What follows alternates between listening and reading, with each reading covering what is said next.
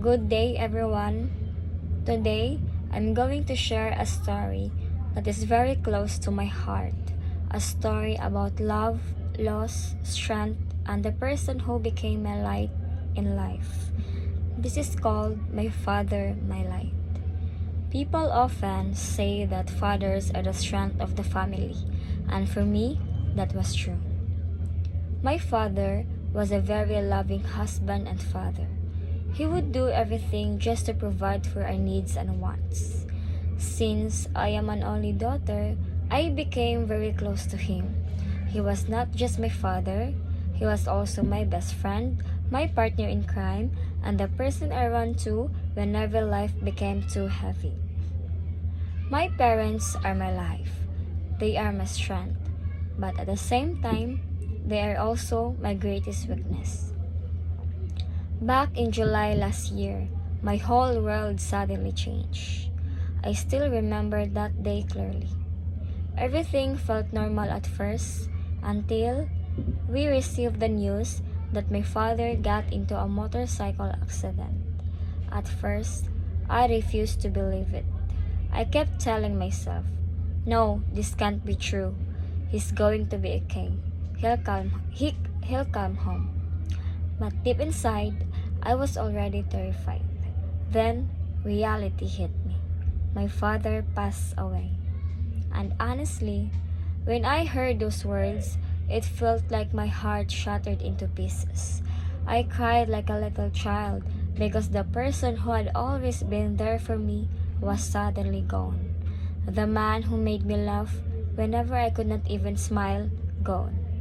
The man who became my shoulder to cry on whenever life hurt me, gone. My best friend, gone. I could not imagine how life would continue without him beside me. Every day felt empty. Every corner of our home reminded me of him. Even the smallest things, his voice, his laughter, the way he called my name became memories. That hurt so much to remember. Losing him felt like being stabbed by a knife over and over again. It was painful, so painful.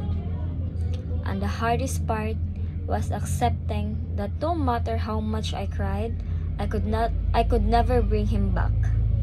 But one thing I realized after his death was how many people truly love him. So many people cried when he passed away because how kind and generous he was. My father was very helpful, compassionate, and soft-hearted. He always helped people without expecting anything in return. Honestly, my family never expected that thousands of people would come to see him for the last time. There were more than 2,000 people. During All Souls Day, so many candles were lit for him, and many people cried while sharing stories about how good he was. Some people told us, "Your father was such a kind man." Manoy Jerome helped us so much. He helped so many people. And hearing those words made me realize how beautiful my father's heart truly was. Not everyone becomes that love. Not everyone leaves memories in so many people's lives. While listening to those people, despite all the pain I was feeling, I became proud.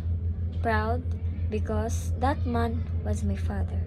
Proud because he lived his life with kindness.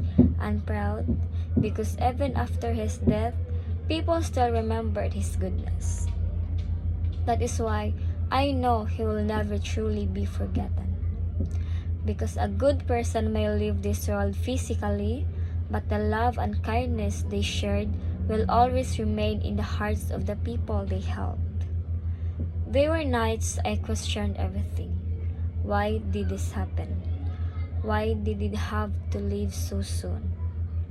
I still remember the times he would tell me, "Nak, I will always be here beside you.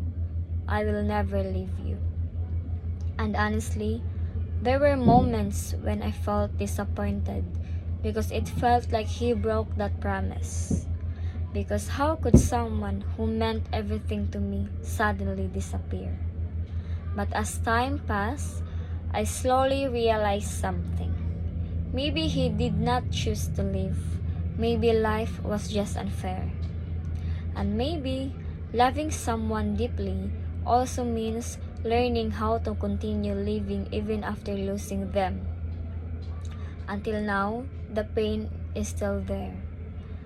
There are still days when I miss him so much that I cry silently at night.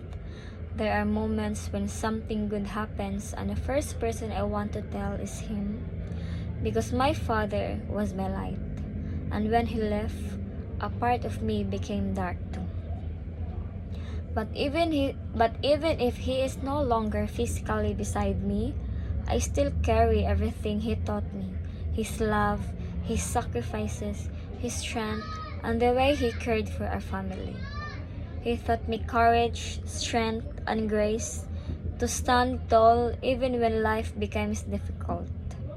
Whenever trials come, he reminded me to pray, to trust in God, and to never lose my faith.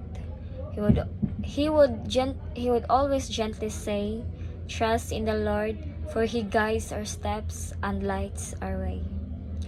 Through him, I learned how to be humble, respectful, and kind, and how important it is to treasure good values in life.